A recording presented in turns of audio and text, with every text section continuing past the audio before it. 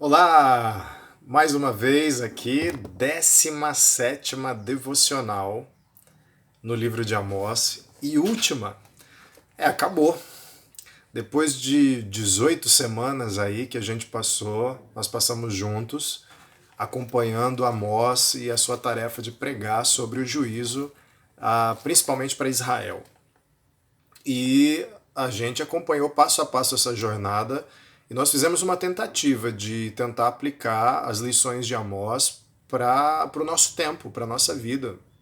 Tentar enxergar a nossa sociedade a partir dos olhos do profeta Amós. E eu tinha prometido para vocês que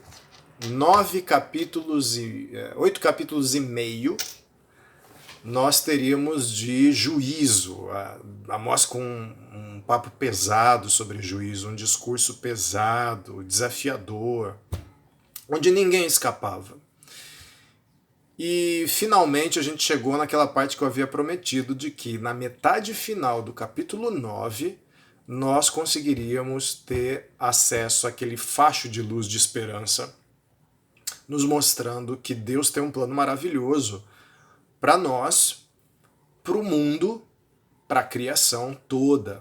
Ele não vai deixar as coisas do jeito que estão. Ele não está de braços cruzados. Ele está conduzindo a história para esse grande final, esse momento final, que o profeta Amós já anunciava há tanto tempo atrás, milênios atrás.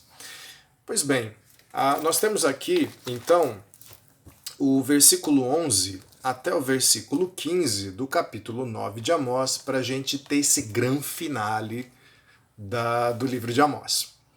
E eu queria chamar a sua atenção de que ele vai começar todo o texto, que a gente vai ler daqui a pouco, no versículo 11, com a expressão naquele dia. Essa expressão naquele dia, ela data o que Deus vai fazer. Então ele está mostrando que, olha, em algum momento da história eu vou agir de forma definitiva.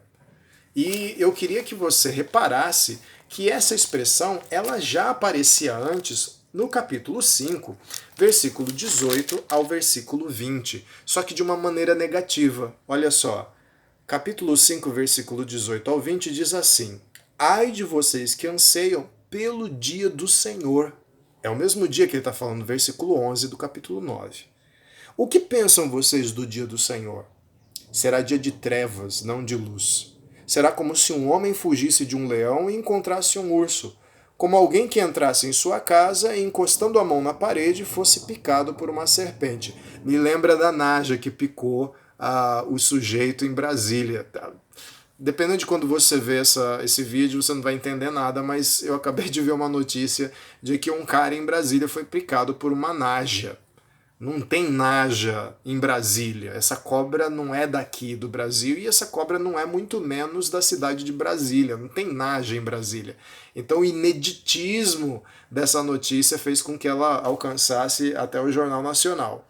Ou seja, o cara foi surpreendido. Alguns estão dizendo que na verdade ele criava essa cobra, mas enfim, o fato é que foi uma surpresa para o país inteiro encontrar najas em Brasília. Então vocês vão ser surpreendidos porque vocês estão esperando uma notícia boa, mas a notícia do dia do Senhor é muito ruim. Vocês vão ser julgados e condenados. Versículo 20: O dia do Senhor será de trevas e não de luz, uma escuridão total, sem um raio de claridade. Mas eu já falei para vocês que essa versão, essa versão do dia do Senhor, é para aquela porção do povo que seria duramente julgada. E se você lembrar do nosso último encontro, no capítulo 9, versículo 10 e 11, a gente leu sobre isso. Um dos enganos das pessoas sobre Deus é que ele não faz diferenciação entre pessoas, mas ele faz. Ele tem um grupo para qual o dia do juízo, o dia do Senhor vai ser extremamente ruim, e um grupo para o qual o dia do Senhor vai ser extremamente bom. E ele mostra aqui, ó, versículo 9 e 11 do capítulo 9, 9 e 10 do capítulo 9. Pois darei a ordem e sacudirei a nação de Israel entre todas as nações, tal como o trigo é abanado numa peneira e nem um grão cai na terra. Vou peneirar o povo de Deus como se peneira o trigo. E os detritos vão ser separados das sementes, dos grãos, aliás.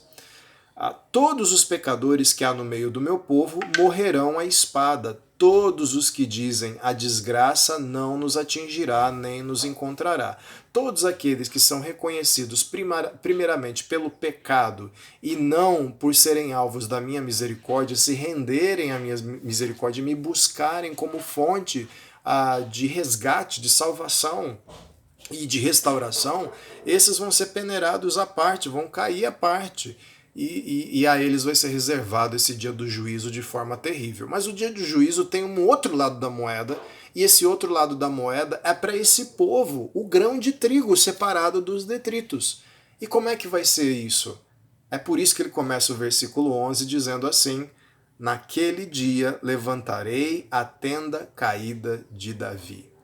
Nesse dia maravilhoso, para esse grupo de pessoas que se rendeu à minha misericórdia e ao meu amor, que me buscaram e se renderam a mim, eu levantarei a tenda caída de Davi.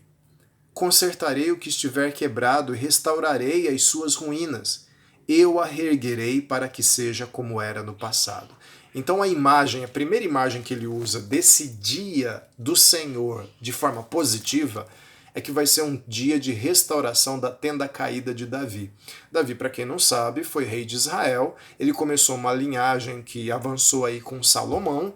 Depois de Salomão, o reino de Israel é dividido em dois, reino do norte e reino do sul. Há uma cisma ali, uma separação, quase que os dois reinos se pegam ali em guerra, mas, enfim, a partir daí o povo de Deus é separado por 10 tribos no norte e o restante das tribos no sul. Apenas 2 tribos você tinha no Reino do Sul. Então era uma nação dividida e era uma nação enfraquecida moralmente. Então a imagem é a tenda de Davi. Uma tenda era onde ficava o Senhor, sua família, filhos, empregados, debaixo de uma grande tenda. Então imagina uma tenda protetora no deserto, mostrando que as pessoas que estão ali debaixo daquela tenda têm alguma conexão entre elas. Simboliza também a casa, a estrutura de qualquer unidade de grupo, né? Uma família mora na mesma casa, funcionários trabalham no mesmo lugar, se eles são parte da mesma empresa, uma ONG que serve a uma pessoa, a um grupo de pessoas, a uma necessidade da cidade, eles podem ter o mesmo uniforme, eles podem trabalhar no mesmo lugar, eles podem dividir a mesma atividade, tem uma certa noção de unificação. E a gente está falando que, a Amós está falando o tempo todo que a nação vai ser estraçalhada. Então Deus está falando, eu vou restaurar o meu povo.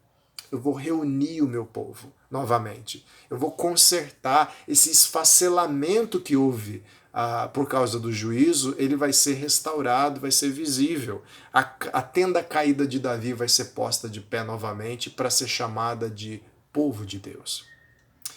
Só que tem uma coisa muito interessante aqui. Versículo 12, ele diz assim, ele está se referindo ao fato de que Deus mostra através de Amós que a tenda caída de Davi vai ser restaurada como no passado. E se a gente for ver no versículo 12, que está escrito assim, para que o meu povo conquiste o remanescente de Edom e todas as nações que me pertencem, declara o Senhor, que realizará essas coisas. Quando a gente vê esse versículo 12, dizendo que o povo de Edom e outras nações têm remanescentes que vão ser englobados no povo de Israel, ele está dizendo o seguinte, como eu estou querendo levantar a tenda caída de Davi, com uma referência no passado, se você lembrar, Davi vai ser um rei muito bem sucedido militarmente. Ele vai conquistar territórios. Ele vai, na verdade, iniciar uma expansão que vai aumentar muito no reinado do seu filho Salomão. E Israel vai ganhar muitos territórios, várias nações vão servir a Israel, e você pode entender aí que Israel virou um mini império ali naquela região. Então tinham muitas outras etnias, outros povos que estavam subjugados pelo povo de Israel, pela nação israelita. Pois bem, aqui ele está dizendo que isso vai voltar a acontecer, ou seja, a tenda restaurada de Davi vai ter espaço suficiente para a entrada nesse povo de outras nações. E eu acho muito interessante que ele tenha falado todas as nações que me pertencem, ou seja, não é só judeu que vai ser salvo, não é só uma etnia, gente de uma etnia que vai ser salva, mas ele se referia ao remanescente de Edom. Edom ficava no sul de Judá, no sul do território do povo de Deus, ao sul do Mar Morto. Uma região bem desértica, uma região com pouca folhagem, poucos rios, poucos lagos. E Edom era o território dos Edomitas, que eram descendentes de Esaú. Esaú, se você não se lembra, era irmão de Jacó. Jacó e Esaú eram filhos de Isaque. Isaque era filho de Abraão. Abraão era o pai de todo o povo de Israel. Então o que ele está dizendo é o seguinte: há remanescentes até mesmo na linhagem que não faz parte da linhagem separada de onde vai vir o Messias. Isso vai extrapolar as questões étnicas, isso vai extrapolar as questões dos povos. E ele fala que Edom, que é um povo primo ali de Israel, mas ele fala de todas as nações que pertencem, ou seja, tanto aqueles que estão numa configuração, numa proximidade genética mais imediata, como todos aqueles que estão espalhados pelo mundo e que são meus, e eu acompanho a história deles, e eu estou encaminhando eles na direção desse grande dia maravilhoso, o qual é anunciado através dessa linhagem do povo, da linhagem de Israel. Mas a referência de Edom é interessante porque Edom, apesar de ser descendente de Esaú, irmão de Jacó, ele vai se tornar um dos inimigos mais ferrenhos, encardidos mesmo, do povo de Israel. Eles vão ter problemas sérios ao longo de muito tempo. E problemas não é problema familiar, é problema de guerra mesmo, de maldade, de crueldade, de conquistas e reconquistas, de vinganças, de golpes e contragolpes. E ele está dizendo que dos inimigos vão surgir remanescente também. O remanescente, para você ter uma ideia de como a gente pode traçar essa imagem, me lembra muito a questão do cerrado. O cerrado é um tipo de vegetação que tem no meu estado natal, Mato Grosso, e o cerrado tem muitas árvores de casca muito grossa. E o cerrado tem uma característica interessante que é o fato dele pegar fogo sozinho. O cerrado pega fogo sozinho. Se você não botar fogo no cerrado, ele se pega, ele desperta o fogo ali por causa da secura de toda a folhagem, do terreno, enfim, do clima em geral, muito seco, muito quente, e aí surgem verdadeiros incêndios florestais gigantescos ali. E vai devastando a folhagem, devastando a vegetação, só que depois que o incêndio passa, você vê que sobrou uma casca de árvore queimada, retorcida, sem folha, sem galhos, poucos galhos, e você pensa, acabou, morreu. Mas cai a primeira chuva, ela floresce de novo. Ela cria folhas verdejantes e frutos e se multiplica. O remanescente é mais ou menos isso. O remanescente é essa peneirada que eu vou dar, essa peneirada que Deus vai dar através do juízo, vai queimar o detrito, mas vai deixar um remanescente. E esse remanescente vai conhecer a prosperidade, vai conhecer os benefícios, vai conhecer todas as coisas boas reservadas para esse dia, esse maravilhoso dia, o dia do Senhor. Mas não é só a reunião do povo de Deus debaixo da mesma tenda e que tem esse aspecto de missão, trazendo gente de outros povos, de outras etnias. Na verdade, ele vai usar outras imagens para esse dia maravilhoso. Ele vai falar no versículo 13 em diante: dias virão, declara o Senhor, em que a ceifa continuará até o tempo de arar, e o pisar das uvas até o tempo de semear. Vinho novo gotejará dos montes e fluirá de todas as colinas. Ó, que maravilha, hein? Trarei de volta a Israel o meu povo exilado, eles reconstruirão as cidades em ruínas e nela viverão. plantarão vinhas e beberão do seu vinho, cultivarão pomares e comerão do seu fruto. A gente terminando aí o versículo 13 e 14. Você reparou na imagem? É uma imagem de bem-aventurança, é uma imagem de fartura. Olha só que interessante, ele vai usar uma imagem mais urbana e ele vai utilizar também uma linguagem de agricultura, uma linguagem do campo. Então ele vai dizer no versículo 13 que vão vir, esse dia do Senhor vai inaugurar uma era nova nessa tenda de Davi, nessa reunião do povo de Deus, nesse remanescente. Esse remanescente vai ver, verão dias onde a ceifa continuará até o tempo de arar e o pisar das uvas até o tempo de semear. Ou seja, uma época da agricultura vai se juntar a outra. Quem conhece o mínimo, como eu, de agricultura, sabe que você tem a época de plantar e de colher.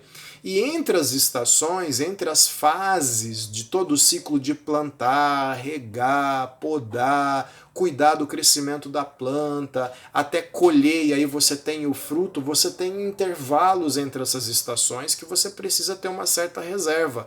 São fases de restrição até que o fruto chegue. Na verdade, o que ele está falando aqui, vocês vão ver dias inéditos. Se vocês estão achando que o que vocês têm até agora é fartura e que vocês querem se apegar a isso e por isso não se rendem a mim, vocês estão perdendo de ver o que esse remanescente vai ver, que é enquanto você estiver semeando, vai ter gente te entregando a colheita anterior ainda. Ou seja, a colheita anterior foi tão farta de frutos, foi colhido tanta coisa, que mesmo quando chega a hora de semear de novo, os frutos da colheita anterior não terminaram. Ou seja, vocês vão estar entupidos de comida, entupidos de prosperidade, não haverá falta de nada, não haverá falta de ninguém, não haverá falta de coisa alguma. A era em que vivemos é uma era de falta. Nós estamos passando mais uma vez por essa pandemia. Se alguém desconhecia isso nessa época que a gente está vivendo, não desconhece mais. O planeta vive uma pandemia e são várias restrições. Restrição da liberdade, restrição do ir e vir, restrição financeira, restrição da presença de outras pessoas. Eu conheço pessoas que já perderam parentes por causa da Covid-19.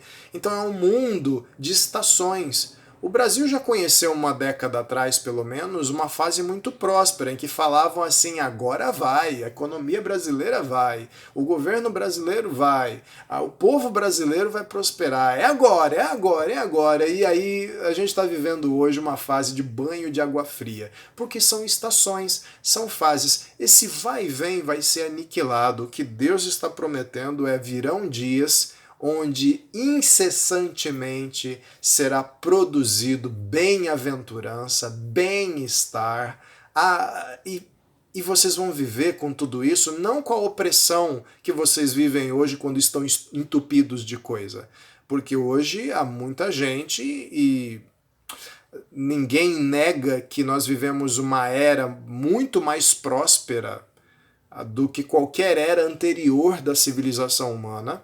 O ser humano nunca teve tanto ou acesso a tanto tecnologia, saúde, dinheiro, alimento, de tudo quanto é tipo, de tudo quanto é forma. Ainda há muita pobreza, mas de uma forma geral é consenso entre todos que nós vivemos na era mais próspera, mais rica de todos os tempos, mas também numa das eras mais tristes, numa das eras mais infelizes.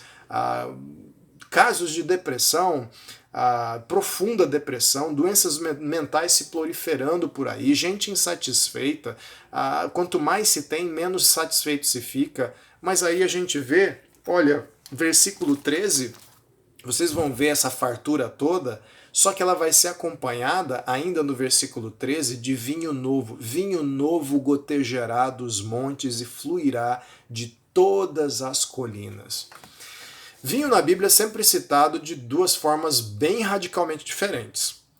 Ou ele é citado como um vilão, por trás do alcoolismo, da idolatria gerada pelo vício, e aí vem a proibição em alguns lugares da Bíblia contra a embriaguez, de que é uma armadilha, de que é uma coisa ruim, mas também na Bíblia você tem o extremo oposto, de que vinho é símbolo de alegria. Beber vinho é símbolo de alegria, de exaltação, de felicidade, é um símbolo disso. A Bíblia nos coloca dessa forma em diversas passagens. E ele está dizendo assim, vocês vão ter um vinho novo, vocês vão ter uma alegria renovada, vocês vão ter uma felicidade renovada. Então vocês vão ter fartura, mas não é essa fartura vazia que nós vivemos no século XXI. Vocês vão ter uma fartura acompanhada de alegria, de satisfação. Vocês vão ter muito e estarão satisfeitos, não vai ter motivo para reclamação. E aí ele continua. Versículo 14, ele vai trazer também uma linguagem de agricultura, mas ele vai inserir aí a vida na cidade. Olha só. Trarei de volta Israel do cativeiro, estava escravo e agora vai trazer de volta. Trarei de volta Israel, meu povo exilado, e eles reconstruirão as cidades em ruínas e nela viverão. Plantarão vinhas e beberão do seu vinho, cultivarão pomares e comerão do seu fruto. Ou seja, eu estou fazendo tudo isso porque eu vou restaurar a vida de vocês num cenário novo. Então, as cidades que tinham sido abandonadas por causa da escravidão, por causa da conquista de um povo estrangeiro que veio inimigo, capturou o povo de Deus, levou para fora por causa do juízo, e as cidades ficaram abandonadas, e as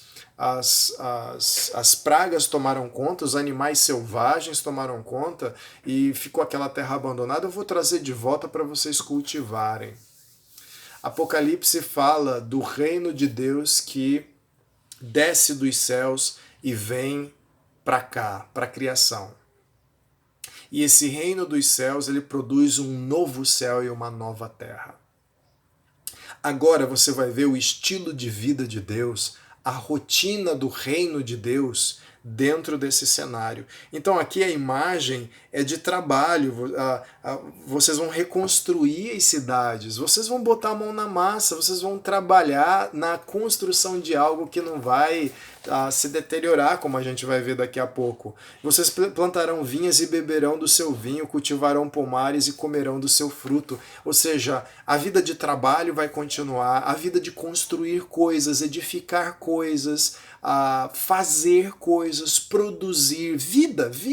Essa vida que a gente tem hoje. A gente descansa, a gente dorme, a gente acorda, a gente vai trabalhar, a gente se realiza, alguns não, mas alguns se realizam com o trabalho que tem, a gente tem a possibilidade de saborear o fruto do nosso trabalho. Deus quer que a gente continue a viver a vida. Deus quer que a gente continue a viver a vida, só que essa vida vai ser nesse novo cenário maravilhoso que ele apresenta.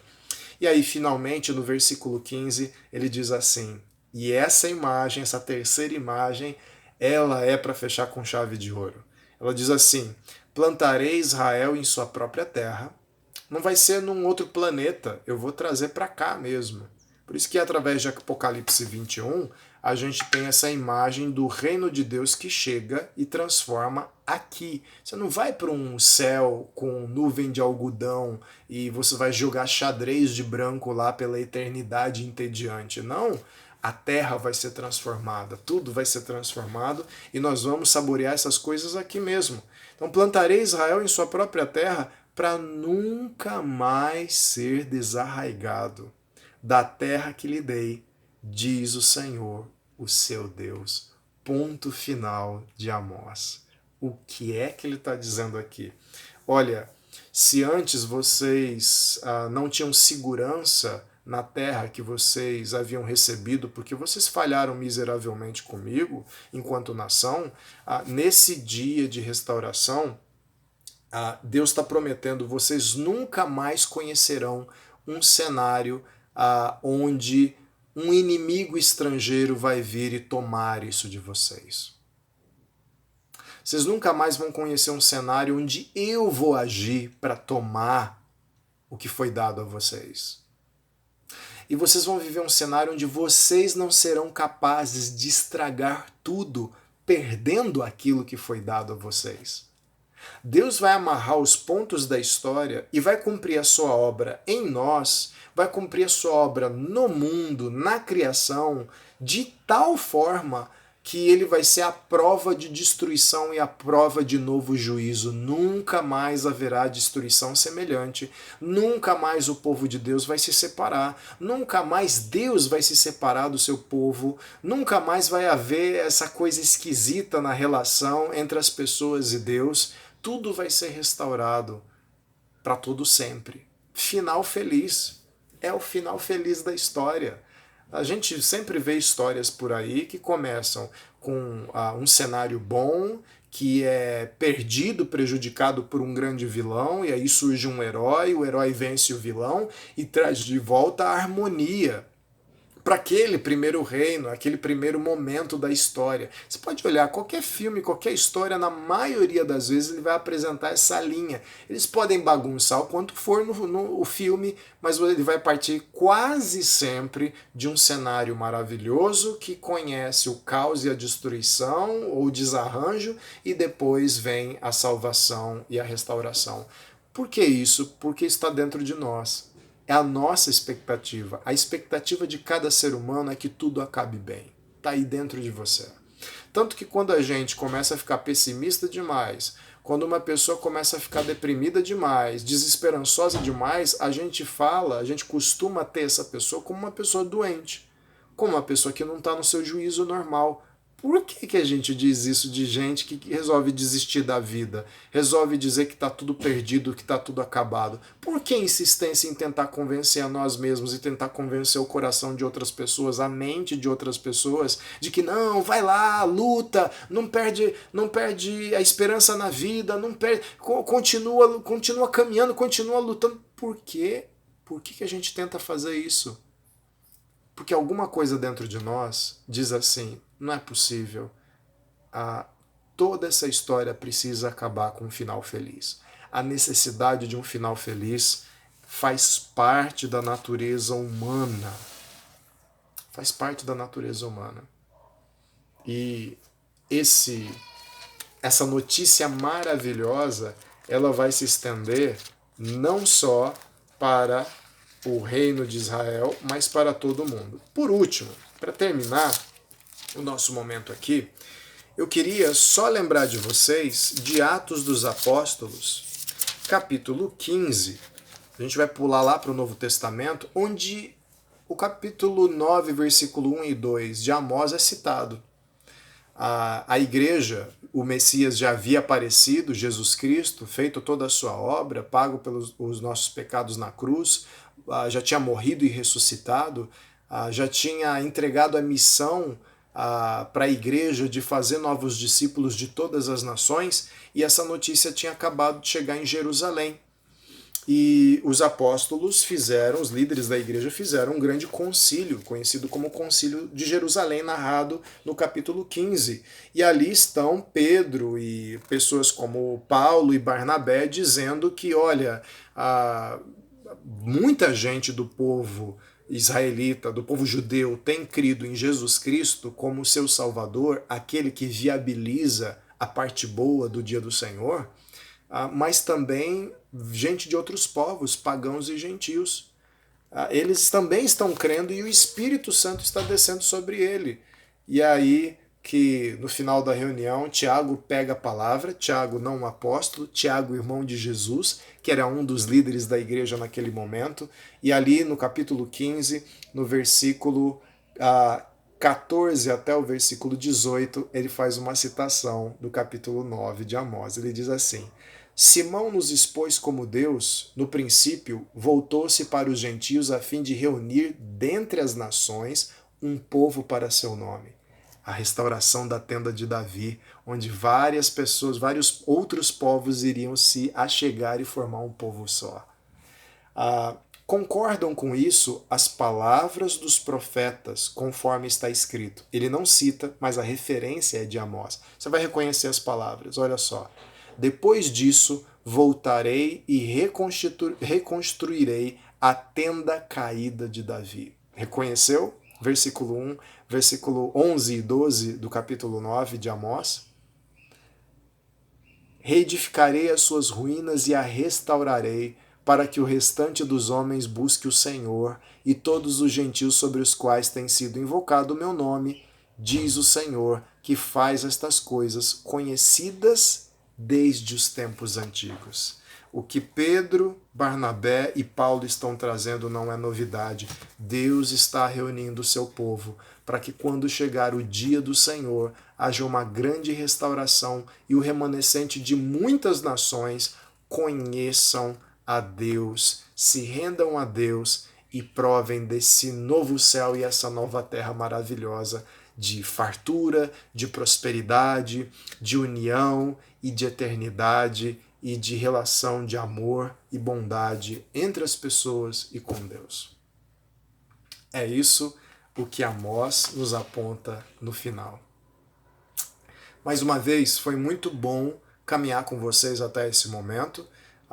Nós em breve vamos começar uma nova série. Na verdade, na próxima semana a gente começa uma nova série de reflexões. Eu quero que você aguarde um pouco esse momento de divulgação dessa nova série de mensagens e de reflexão aqui no meu canal mesmo, e que você compartilhe e peça para as pessoas se inscreverem nesse canal. É um canal feito com muito carinho, na esperança de enviar uma mensagem da parte de Deus para todas as pessoas. E quantos mais ouvirem essa mensagem, muito melhor. Lembrando que não é uma mensagem minha, é uma mensagem do próprio Deus. Deus te abençoe e Deus te guarde.